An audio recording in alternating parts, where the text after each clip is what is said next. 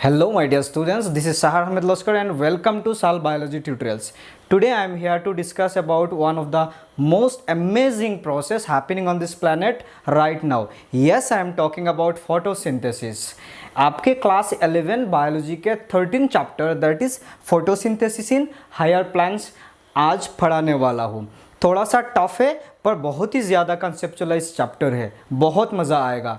Exam point of view से कहे तो बहुत अच्छा वेटेज है इस चैप्टर का, चाहे आपके बोर्ड एग्ज़ाम हो या फिर मेडिकल एंट्रेंस एग्ज़ाम। इसीलिए हमें बहुत अच्छे से एक एक पॉइंट 100% क्लैरिटी के साथ डिस्कस करना होगा, कंसेप्ट को अच्छे से समझना होगा। After this session you can leave your doubts in the comment section. Comment section पे आप सभी अपना डाउट्स पूछ सकते हो या फिर डिस्क्रिप्शन बॉक्स पे मेरा कॉन्टैक्ट नंबर भी दिया हुआ है, you can call me any time.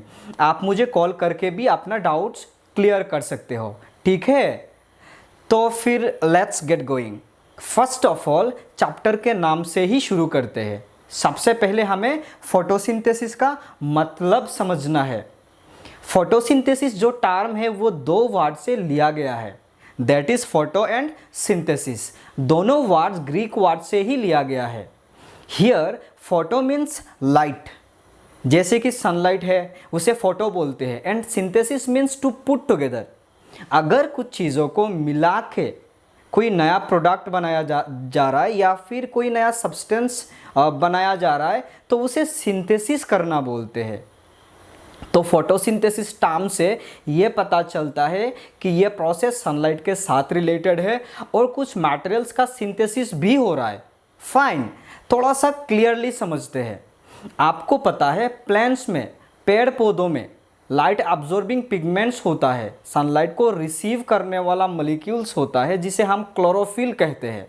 ध्यान से समझिए, क्लोरोफिल सनलाइट को एब्जॉर्ब करता है, सोलर एनर्जी को एब्जॉर्ब करता है, उसे स्टोर करता है। सवाल है कौन सा सोलर एनर्जी, किस टाइप के सोलर एनर्जी क्लोरोफिल एब्जॉर्ब करता है? आपने फिजिक्स में पढ़ा होगा sunlight travels as waves known as electromagnetic spectrum. Sunlight wave form में ट्रैवल करता है जिसे इलेक्ट्रोमैग्नेटिक स्पेक्ट्रम भी बोलते हैं, जो अलग अलग टाइप का हो सकता है, जैसे radio waves, microwaves, infrared radiation, visible light, ultraviolet radiation, X rays and gamma rays. Out of all this spectrum जो विजिबल लाइट है, जिसे व्हाइट लाइट भी बोलते हैं, जो हम सभी के लिए एनर्जी का मेन सोर्स है, वही फोटोसिंथेसिस में यूज़ होता है। विजिबल लाइट में एनर्जी स्मॉल पैकेट्स में स्टोर होके रहता है, जमा होके रहता है, जिसे फोटोन या क्वांटम बोलते हैं। सो व्हाइट लाइट का फ्लो होना मतलब हज़ारों लाखों फोटोन्स का फ्लो होना, मतलब हज़ारों लाखों फोटोन से व्हाइट लाइट बन रहा है। Very simple, that's why a photon और quantum is the smallest unit of light. इसीलिए फोटोन या फिर क्वांटम को व्हाइट लाइट के सबसे छोटा यूनिट बोलते हैं, which contains energy called quantum energy known used in photosynthesis. और फोटोन में जो एनर्जी स्टोर होकर रहता है उसे क्वांटम एनर्जी बोलते हैं, और वही क्वांटम एनर्जी फोटोसिंथेसिस पे यूज़ होता है। सो प्लांट अपने लाइट रिसेप्टर्स मतलब क्लोरोफिल मॉलिक्यूल्स के हेल्प से सनलाइट रिसीव करता है, मतलब हज़ारों लाखों फोटोन्स रिसीव करता है, उसी का क्वांटम एनर्जी यूज़ करता है, स्टोर करके रखता है। साथ एटमॉस्फेयर से कार्बन डाइऑक्साइड रिसीव करता है, वाटर एब्जॉर्ब करके जाइलम टिश्यू के हेल्प से अपने ग्रीन पार्ट्स जहाँ फोटोसिंथेसिस होना है वहाँ सेंड करता है। आपको पता है जाइलम एक स्पेशलाइज्ड टिश्यू होता है जो प्लांट्स के अंदर एक जगह से दूसरे जगह वाटर ट्रांसपोर्ट करता है, और फ्लोएम टिश्यू फूड मॉलिक्यूल्स को, जो खाना बनता है प्लांट के अंदर, उसी को प्लांट अपने बॉडी के अंदर एक जगह से दूसरे जगह पहुंचाता है। सो यहाँ सनलाइट के प्रेजेंस पे प्लांट कार्बन डाइऑक्साइड और वाटर मॉलिक्यूल्स को यूज़ करके प्लांट इस प्रोसेस का अल्टीमेट प्रोडक्ट मतलब ग्लूकोज मॉलिक्यूल का सिंथेसिस करता है, दैट इज अपना खाना बनाता है, और उसी प्रोसेस का by product molecular oxygen produce होता है जो प्लांट बाहर मतलब एटमॉस्फेयर पे रिलीज कर देता है। This is the overview of the most amazing phenomenon of this planet, that is photosynthesis. Now let's define the mechanism. चलिए इसी को हम define करते हैं. It is the process through which green plants and some microbes, ये एक process है जिसके माध्यम से ग्रीन कलर्ड प्लांट्स, जितने भी ग्रीन कलर्स के पेड़ पौधा होता है उसी में फोटोसिंथेसिस होता है. याद रखिए, सिर्फ प्लांट बॉडी होने से ही फोटोसिंथेसिस नहीं होगा, उसे ग्रीन कलर का होना पड़ेगा. उसका रीज़न बाद में एक्सप्लेन कर रहा हूँ, पहले बेसिक समझिए. अभी इतना याद रखिए, दुनिया में नॉन ग्रीन प्लांट्स भी होता है, जैसे इंडियन पाइप, जैसे आपको स्क्रीन पे दिख रहा है, वो एक पैरासिटिक प्लांट है जिस पे फोटोसिंथेसिस नहीं होता है. ग्रीन कलर्ड पार्ट ना होने के कारण खुद खाना नहीं बना सकता, उसे न्यूट्रिशन के लिए दूसरे ऑर्गेनिज्म के ऊपर डिपेंड होना पड़ता है. सो फोटोसिंथेसिस ओनली ग्रीन प्लांट्स में ही होता है. ठीक है, तो फोटोसिंथेसिस एक प्रोसेस है जिसके माध्यम से ग्रीन कलर्ड प्लांट्स और कुछ माइक्रो ऑर्गेनिजम्स जैसे ब्लू ग्रीन एल्गी एंड जिसे साइनोबैक्टीरिया भी बोलते हैं, और यूग्लिना जैसे माइक्रोस्कोपिक ऑर्गेनिजम्स. याद रखिए, दुनिया में सबसे पहले ट्रू फोटोसिंथेसिस साइनोबैक्टीरिया पे हुआ था, ब्लू ग्रीन एल्गी पे हुआ था. एनीवे, ये सभी organisms, green plants and micro organisms like cyanobacteria and euglena synthesize glucose. Glucose molecule बनाता है, अपना खाना बनाता है. किससे? From raw materials like carbon dioxide and water. Carbon dioxide and water use करके ग्लूकोज बनाता है in presence of chlorophyll and sunlight. ये प्रोसेस क्लोरोफिल एंड सनलाइट के प्रेजेंस में कंप्लीट होता है. फोटोसिंथेसिस के time chlorophyll molecule solar energy को स्टोर करके ग्लूकोज बनाता है, और उसी प्रोसेस का product, by product molecular oxygen और साथ वाटर मॉलिक्यूल्स भी प्रोड्यूस होता है. याद रखिए, ऑक्सीजन फोटोसिंथेसिस प्रोसेस का बाई प्रोडक्ट है. जैसे आपने घर के जब आप सफाई करते हो तब कचरा निकलता है, उसी के जैसे ऑक्सीजन मॉलिक्यूल्स फोटोसिंथेसिस प्रोसेस का बाई प्रोडक्ट है. और इंटरेस्टिंगली, ये ऑक्सीजन हमारे लिए नेचर का गिफ्ट है जिसके बिना हम सरवाइव नहीं कर सकते. जब फोटोसिंथेसिस मैकेनिज्म समझाऊंगा तब ये सभी डिटेल में आपको एक्सप्लेन करके दूंगा. एनीवे, ये फोटोसिंथेसिस का एक सिंपल डेफिनेशन हो गया, और हमने यहाँ पे देखा फोटोसिंथेसिस प्रोसेस में ग्लूकोज मॉलिक्यूल बनने के लिए कुछ मटेरियल्स का यूज़ हो रहा है. वही फोटोसिंथेसिस का रॉ मटेरियल्स है.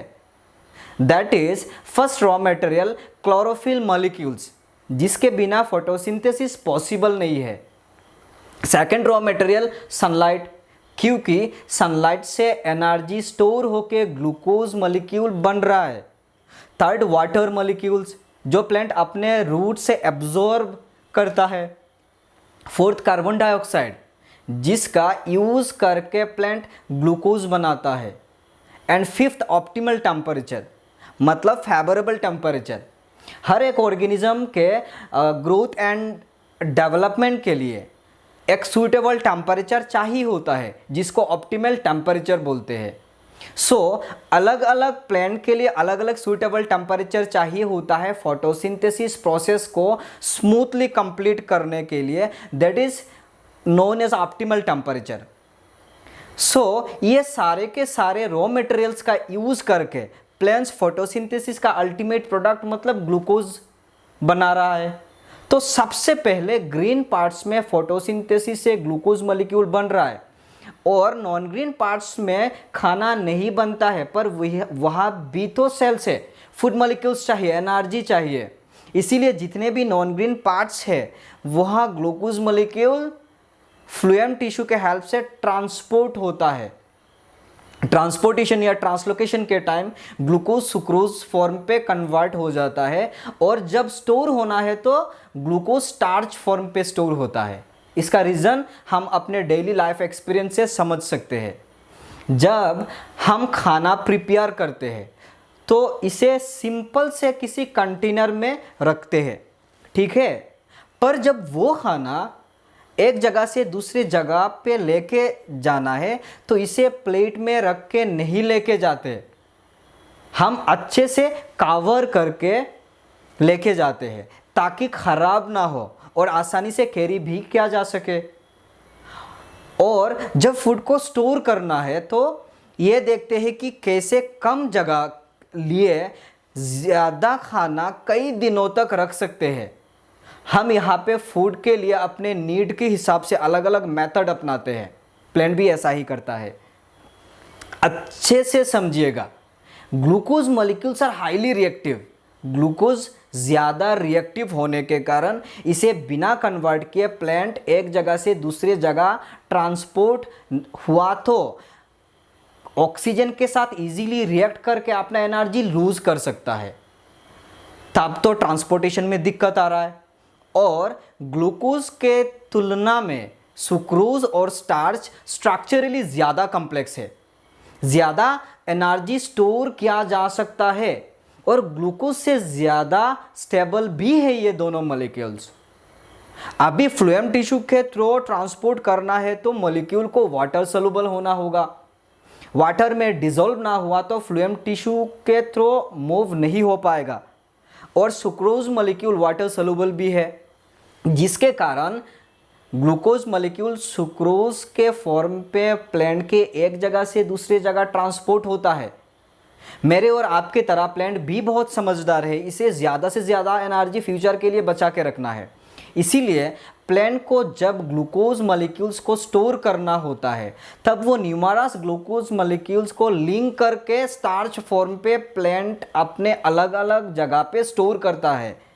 ये स्ट्रक्चरली ग्लूकोज से कहीं ज़्यादा कॉम्प्लेक्स है, तो मिनिमम स्पेस यूज़ करके मैक्सिमम एनर्जी स्टोर हो सकता है। कॉम्प्लेक्स स्ट्रक्चर होने के लिए स्टार्च ज़्यादा स्टेबल है, वाटर में सोल्यूबल भी नहीं होता है। इसीलिए स्टार्च प्लांट सिस्टम में बिना डिसॉल्व हुए ज़्यादा दिनों तक स्टोर होकर रह सकता है। Now let's discuss about the importance of photosynthesis.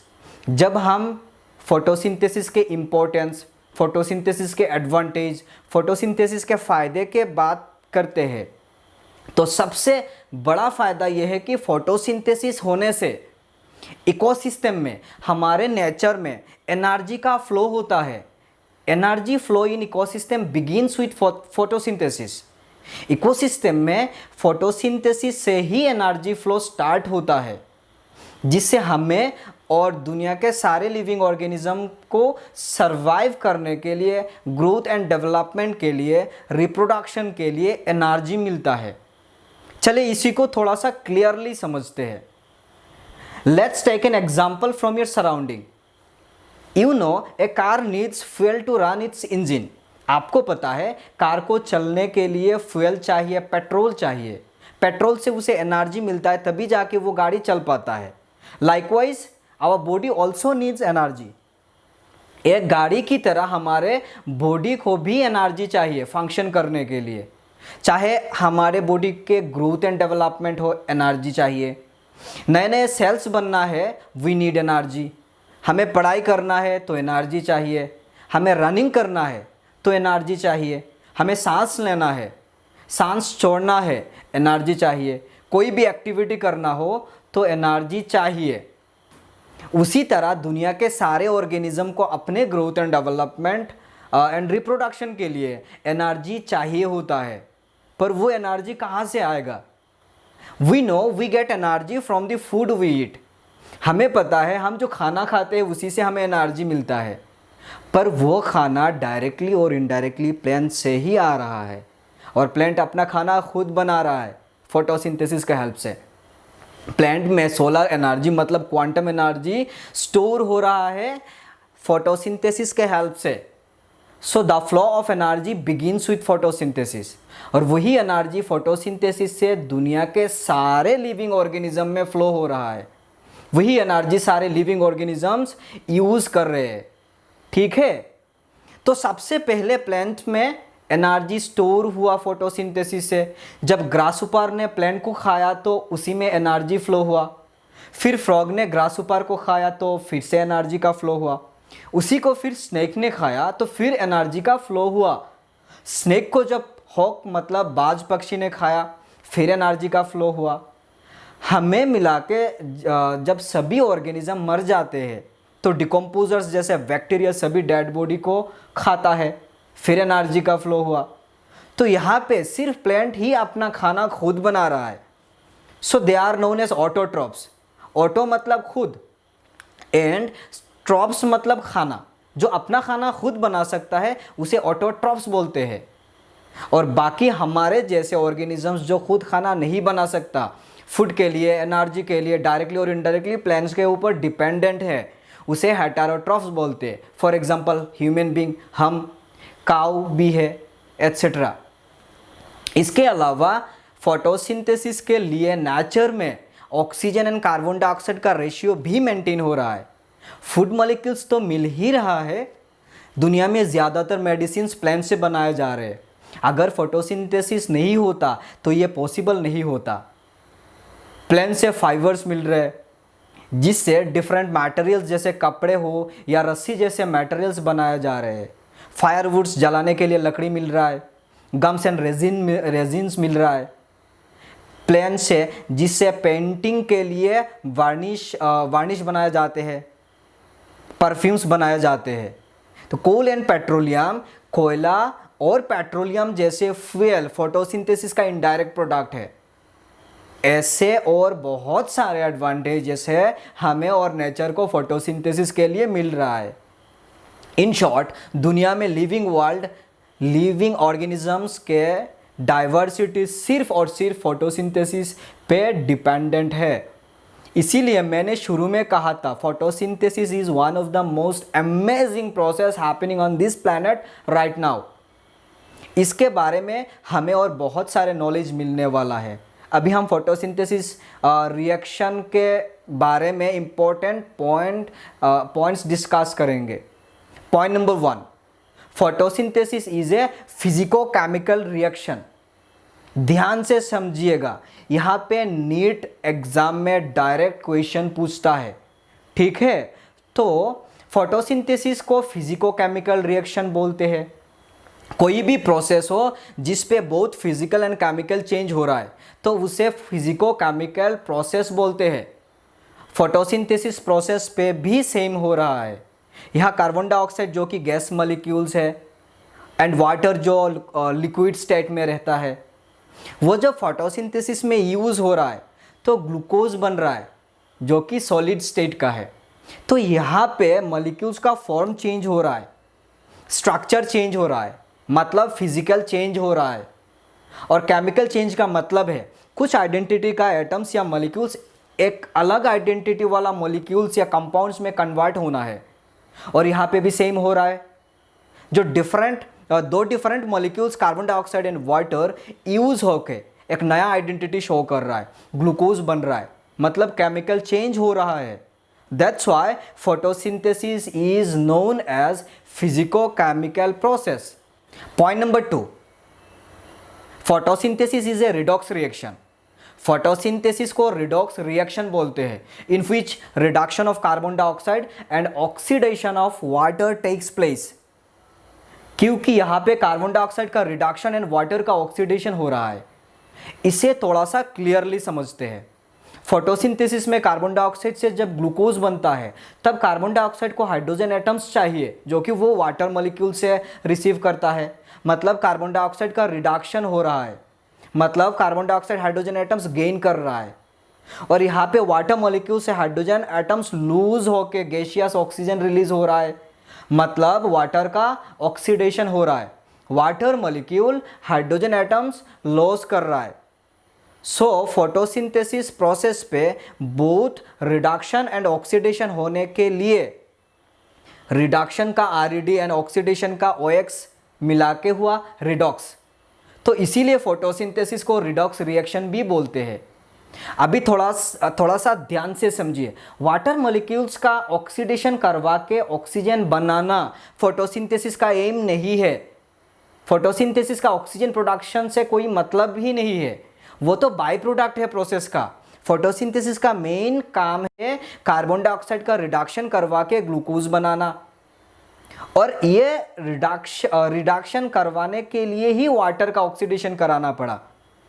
Photosynthesis का मेन एम रिडक्शन करवाना है, इसीलिए इसे रिडक्टिव प्रोसेस भी बोलते हैं। That's why photosynthesis is also known as reductive process, as its main aim is to reduce carbon dioxide to glucose. ये हो गया हमारा third point. Next point number 4, photosynthesis is an anabolic reaction. Photosynthesis एक anabolic reaction है जिस chemical reaction में smaller molecules combine होके larger molecule या कॉम्प्लेक्स कंपाउंड बन रहा है, उसी केमिकल रिएक्शन को एनाबॉलिक रिएक्शन बोलते हैं। फोटोसिंथेसिस पे भी सेम हो रहा है। यहाँ स्मॉलर मॉलिक्यूल्स जैसे कार्बन डाइऑक्साइड एंड वाटर का यूज होके larger molecule that is glucose बन रहा है। Point number 5, photosynthesis is an example of endothermic reaction. किसी केमिकल रिएक्शन पे अगर एनर्जी स्टोर हो रहा है तो उसी केमिकल रिएक्शन को एंडोथर्मिक रिएक्शन बोलते हैं। फोटोसिंथेसिस रिएक्शन भी एक एंडोथर्मिक रिएक्शन का एग्जांपल है, क्योंकि यहाँ पे क्लोरोफिल मॉलिक्यूल्स के हेल्प से लाइट एनर्जी स्टोर हो रहा है। ये की पॉइंट्स बहुत अच्छे से याद रखिएगा। Now let's discuss about the site for photosynthesis. Photosynthesis exactly कहाँ पे होता है, फोटोसिंथेसिस का जगह कौन सा है। Photosynthesis takes place only in green parts of the plants. Confusion नहीं रखना है, फोटोसिंथेसिस प्लांट के ग्रीन पार्ट्स में ही होता है, चाहे वो स्टेम हो, वो कोई फ्लावर भी हो सकता है। हाँ, आपने सही सुना, फ्लावर के सीपल्स ग्रीन होता है। सो फोटोसिंथेसिस फ्लावर पे भी हो सकता है। जब फ्रूट ग्रीन रहता है तब फ्रूट में भी फोटोसिंथेसिस होता है। अगर रूट ग्रीन है तो रूट्स में भी फोटोसिंथेसिस हो सकता है। बहुत सारे एरियल रूट्स या एक्वाटिक प्लांट्स में भी फोटोसिंथेटिक रूट्स पाए जाते हैं। But photosynthesis occurs mostly in leaves. Photosynthesis ज़्यादातर लीव्स में ही होता है। लीव्स को छोड़ के प्लांट्स के बाकी ग्रीन जगह टेम्पोररी साइट्स होता है फोटोसिंथेसिस का। मगर ग्रीन लीव्स, हरे पत्ते प्लांट्स के परमानेंट किचन है फोटोसिंथेसिस का, विच कंटेन्स द क्लोरोप्लास्ट, क्योंकि ये ग्रीन पार्ट्स में क्लोरोप्लास्ट रहता है। आप सभी ने लोअर क्लासेस में पढ़ा होगा। क्लोरोप्लास्ट प्लांट सेल का सेल ऑर्गेनेली है। माइटोकॉन्ड्रिया, गोल्गी अपैरेटस जैसे क्लोरोप्लास्ट भी एक सेल ऑर्गेनेली है। सेल का एक ऑर्गेन है, एक स्ट्रक्चर है जहाँ पे फोटोसिंथेसिस होता है। चलिए आपको लीफ के अंदर लेके चलते हैं। एक ग्रीन लीफ का छोटा सा सेक्शन मैग्नीफाई करके देखते हैं। अभी यहाँ पे लीफ के अपर एपिडर्मिस मतलब लीफ का अपर स्किन एंड नीचे लीफ का लोअर एपिडर्मिस मतलब लोअर स्किन दिख रहा होगा। लीफ एपिडर्मिस पे माइन्यूट मतलब वेरी स्मॉल पोर्स होते हैं जिसे स्टोमाटा बोलते हैं, which facilitates exchange of gases in and out of the cells। और स्टोमाटा के दोनों साइड्स पे गार्ड सेल्स होते हैं जहां पे हमें क्लोरोप्लास्ट मिलता है। ये पॉइंट याद रखिएगा, leaf epidermis does not contain chloroplast except guard cells. Leaf epidermis पे मतलब लीफ के स्किन पे गार्ड सेल्स को छोड़ के और कहीं पे क्लोरोप्लास्ट नहीं मिलता है। फाइन। लीफ एपिडर्मिस के अंदर, लीफ कवर के अंदर हमें सेल्स के लेयर्स मिलते हैं जिसे मेसोफिल सेल्स बोलते हैं, और उसी मेसोफिल सेल्स में ही ढेर सारे क्लोरोप्लास्ट मिलते हैं जो कि साइट्स ऑफ फोटोसिंथेसिस है। मतलब मेनली फोटोसिंथेसिस मेसोफिल सेल्स में होता है और उसी के अंदर जो क्लोरोप्लास्ट है वही फोटोसिंथेसिस का एक्चुअल साइट है। एक एक पॉइंट बहुत क्लैरिटी के साथ समझा रहा हूँ, अच्छे से समझिएगा और डाउट्स क्लियर करने के लिए डायरेक्टली कांटेक्ट कीजिए। अभी आपको साइज ऑफ फोटोसिंथेसिस मतलब क्लोरोप्लास्ट के बेसिक स्ट्रक्चर समझाते हैं। क्लोरोप्लास्ट एक डबल मेम्ब्रेनस स्ट्रक्चर है जो क्लोरोप्लास्ट के इंटरनल कंटेंट को, अंदर के मटेरियल्स को प्रोटेक्ट करके रखता है। साथ ही मेम्ब्रेन्स क्लोरोप्लास्ट के स्मूथ फंक्शनिंग में भी हेल्प करता है। क्लोरोप्लास्ट के अंदर आपको डिस्क शेप्ड अरेंजमेंट दिखेगा, जिसको ग्रेना बोलते हैं, और बाकी जगह लिक्विड होता है, फ्लूइड नेचर का होता है, जिसे स्ट्रोमा कहते हैं। पहले हमें स्टोमाटा मिला था, अभी क्या है, स्ट्रोमा है। दोनों टर्म में कंफ्यूज नहीं होना है। So basically a chloroplast has two main components, stroma and grana. Whole photosynthesis process 2 phases में कंप्लीट होता है। फर्स्ट होता है light reaction and then dark reaction. अभी सिर्फ बेसिक समझा रहा हूँ, पहले बेसिक अच्छे से समझना है, फिर पूरा मैकेनिज्म डिटेल में स्टडी करेंगे, तब आपको बहुत मज़ा आएगा, बहुत इंटरेस्टिंग फैक्ट्स पता चलेगा। ठीक है, अभी ध्यान दीजिए, फोटोसिंथेसिस का first phase that is light reaction, light dependent phase होता है। मतलब ये स्टेज सनलाइट पे ही डिपेंडेंट है, लाइट के बिना स्टार्ट ही नहीं होगा, और यह स्टेज क्लोरोप्लास्ट के ग्रेना पे कंप्लीट होता है पूरा प्रोसेस। और second phase of photosynthesis that is dark reaction which is known as light independent phase of photosynthesis। ये लाइट इंडिपेंडेंट फेज होता है, लाइट के बिना ये प्रोसेस कंप्लीट होता है, और ये प्रोसेस क्लोरोप्लास्ट के स्ट्रोमा में ही होता है। So stroma forms the fluid matrix of the chloroplast. Stroma chloroplast के फ्लूइड पार्ट होता है, which is the site of dark reaction of photosynthesis।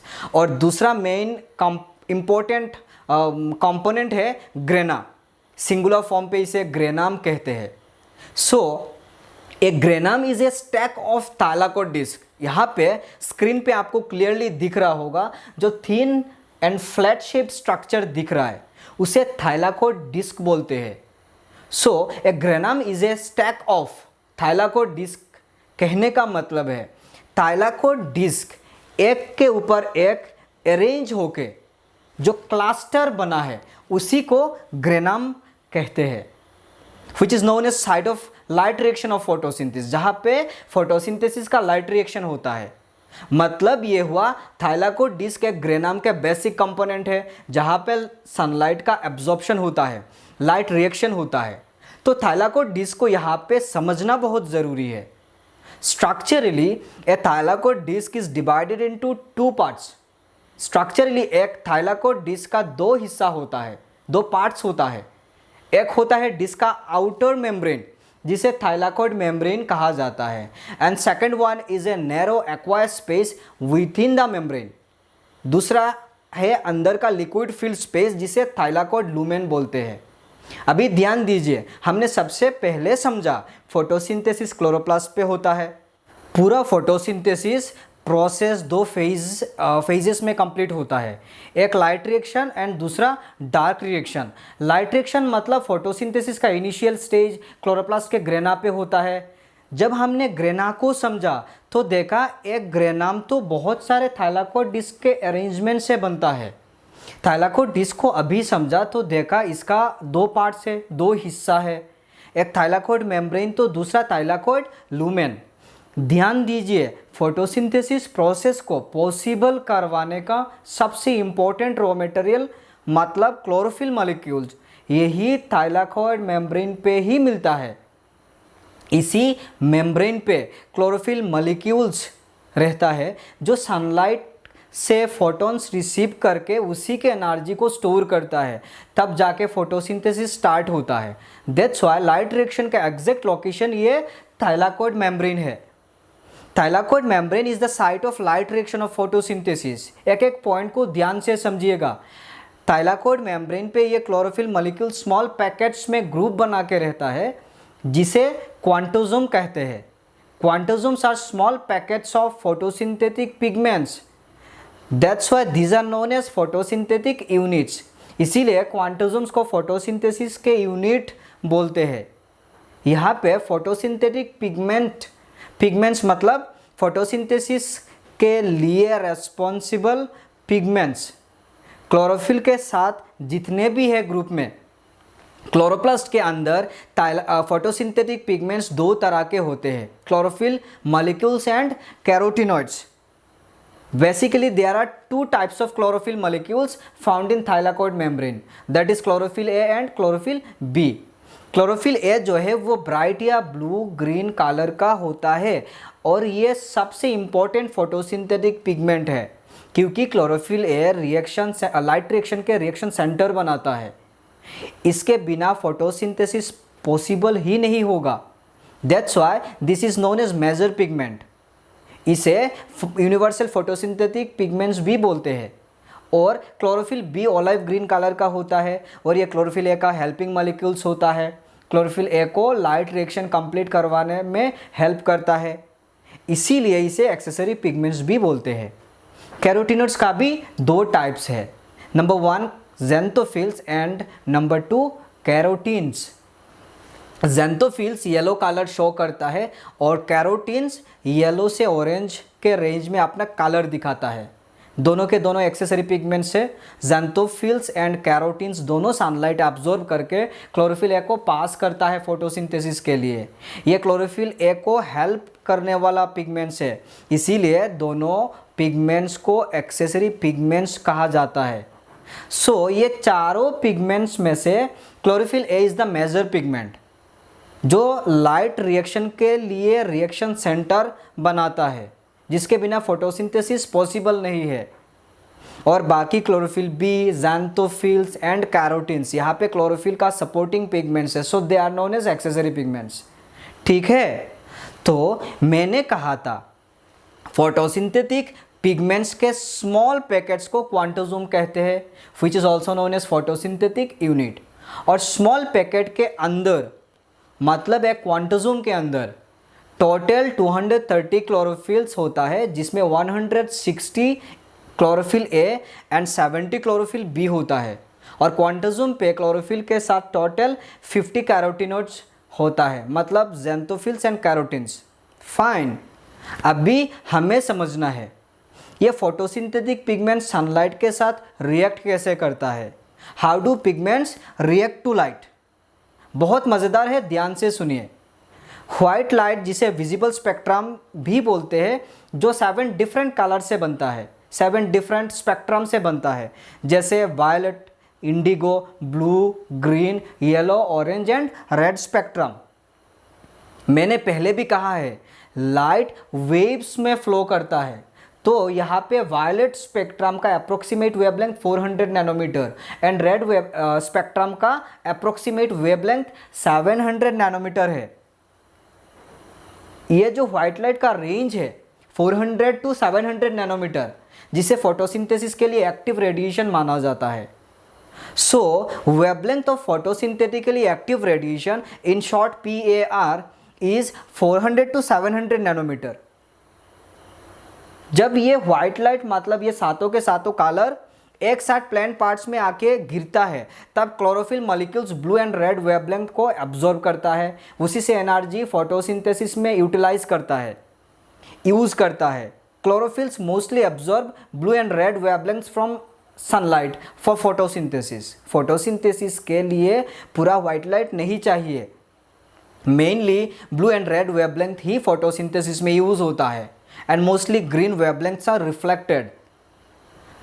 सबसे ज़्यादा ग्रीन कलर को ग्रीन वेवलेंथ को क्लोरोफिल रिफ्लेक्ट करवा रहा है, साथ कैरोटीनॉइड्स येलो कलर को पार्शियली रिफ्लेक्ट कर रहा है, मतलब आधा एब्जॉर्ब होकर आधा रिफ्लेक्ट होता है। जब ये रिफ्लेक्टेड लाइट हमारे आंखों पे आके गिरता है तो यहाँ सबसे ज़्यादा ग्रीन कलर होने के कारण वो प्लांट पार्ट जहाँ क्लोरोफिल है वो पार्ट हमें ग्रीन कलर का ही दिखता है। Chlorophyll mostly absorbs middle parts of visible spectrum, that is green wavelength. Chlorophyll molecule ज़्यादातर विजिबल स्पेक्ट्रम के मिडिल पोर्शन को मतलब ग्रीन कलर को ही रिफ्लेक्ट करता है। This is why plants look green to us. कोई भी प्लांट पार्ट हो, अगर उस जगह में क्लोरोफिल है तो फोटोसिंथेसिस होगा। क्लोरोफिल है तो हमें ग्रीन दिखेगा, इसीलिए मैंने आपको पहले भी कहा था फोटोसिंथेसिस प्लांट्स के ग्रीन पार्ट्स में ही होता है, चाहे वो पार्ट रूट ही क्यों ना हो। कभी कभी आपको वो ग्रीन पार्ट्स येलो कलर में ट्रांसफॉर्म होते हुए भी दिखता है। प्लांट्स में क्लोरोफिल मॉलिक्यूल्स का बनना हो, सिंथेसिस होना हो या फिर ब्रेकडाउन हो, इसका सनलाइट के साथ डायरेक्ट रिलेशन रहता है। जब प्लांट्स को सफिशिएंट सनलाइट मिलता है तब वो क्लोरोफिल फॉर्मेशन सही से करता है। प्लांट्स को सनलाइट नहीं मिलेगा तो नया क्लोरोफिल फॉर्मेशन नहीं होगा, उल्टा जो क्लोरोफिल मॉलिक्यूल्स है वो ख़राब हो जाएगा धीरे धीरे। या फिर कभी अल्ट्रावायलेट रेडिएशन के लिए क्लोरोफिल ब्रेकडाउन हो जाता है, तब उसी पार्ट से ग्रीन लाइट रिफ्लेक्ट होना बंद हो जाएगा और हमारे आंखों को सिर्फ येलो लाइट मिलने के कारण वो प्लांट पार्ट हमें येलो दिखना शुरू हो जाएगा। ठीक है, अभी आपको स्क्रीन पे दिख रहा होगा, दो ग्रेनाम को कनेक्ट करने के लिए ब्रिज लाइक स्ट्रक्चर दिख रहा है। इसे स्ट्रोमा लेमिली कहते हैं। Stroma lamellae basically acts like this skeleton of the chloroplast. ये क्लोरोप्लास्ट को सही स्ट्रक्चर देने में हेल्प करता है। कैसे? Keeping all the grana safe distance from each other and minimizing the efficiency of organelle. Stroma lamellae सभी ग्रेना के बीच एक सेफ डिस्टेंस मेंटेन करवाता है, जिससे सभी ग्रेना को सफिशिएंट लाइट मिल पाता है और क्लोरोप्लास्ट के एफिशिएंसी, क्लोरोप्लास्ट के जो क्षमता है काम करने का जो एबिलिटी है वो इम्प्रूव होता है। क्लोरोप्लास्ट ना बाकी सभी सेल ऑर्गेनेली से बहुत अलग होता है। सबसे बड़ा क्वालिटी तो मिल गया फोटोसिंथेसिस करवाने का क्वालिटी। इसके अलावा क्लोरोप्लास्ट के खुद के राइबोसोम्स, आरएनए एंड डीएनए भी होता है। याद रखिएगा, chloroplast is known as semi autonomous organelle due to presence of DNA, RNA and ribosomes. Chloroplast अपने खुद के डीएनए, आरएनए एंड राइबोसोम्स होने के कारण अपने बेसिक स्ट्रक्चर एंड फंक्शंस को मेंटेन कर सकता है। इसीलिए क्लोरोप्लास्ट को सेमी ऑटोनोमस ऑर्गेनेली भी कहा जाता है। ओके फाइन, तो आज के सेशन में हमने क्या क्या समझा थोड़ा सा रिव्यू कर लेते हैं। ठीक है, in today's session we learned about basic concepts of photosynthesis. सबसे पहले हमने फोटोसिंथेसिस का बेसिक कंसेप्ट समझा, करेक्ट वे में फोटोसिंथेसिस को डिफाइन करना सीखा, डिस्कस किया क्या फोटोसिंथेसिस सिर्फ प्लांट्स पे होता है या दूसरे फोटोसिंथेटिक ऑर्गेनिजम्स भी है दुनिया में। हमने जाना अर्थ का सबसे पहला फोटोसिंथेटिक ऑर्गेनिज्म कौन सा है, which was the first photosynthetic organisms on earth. किस ऑर्गेनिज्म पे सबसे पहले फोटोसिंथेसिस हुआ था। फोटोसिंथेसिस के रॉ मटेरियल्स क्या क्या है, कौन से मटेरियल्स यूज़ होता है फोटोसिंथेसिस पे, फोटोसिंथेसिस का प्रोडक्ट क्या है, फोटोसिंथेसिस के इम्पोर्टेंस क्या है, हमें फोटोसिंथेसिस से क्या क्या फ़ायदे मिल रहे हैं। फोटोसिंथेटिक रिएक्शन के बारे में अपने लोअर क्लासेस में पढ़ा था। आज उसी के सभी इम्पोर्टेंट पॉइंट्स डिस्कस किया। हमने समझा प्लांट्स के कौन से पार्ट्स में फोटोसिंथेसिस होता है, फोटोसिंथेसिस का एग्जैक्ट लोकेशन क्या है, आज सभी डिस्कस किया। क्लोरोप्लास्ट के स्ट्रक्चर डिस्कस किया और समझा फोटोसिंथेटिक पिगमेंट्स क्या क्या है प्लांट्स में और वो रिएक्ट कैसे करता है सनलाइट के साथ। आज के सेशन में फोटोसिंथेसिस के बारे में बेसिक कंसेप्ट बहुत अच्छे से डिस्कशन हुआ। जो नोट्स आपको दिया है अच्छे से पढ़िए, वीडियो को बार बार देखिए, समझिए, डाउट क्लियर करने के लिए कांटेक्ट कीजिए। I am here for you 24/7। सो आज बस इतना ही, फिर मिलते हैं नेक्स्ट लेक्चर पे। तब तक के लिए अच्छे से रहिए, मस्त रहिए। Thank you so much, take care, good bye.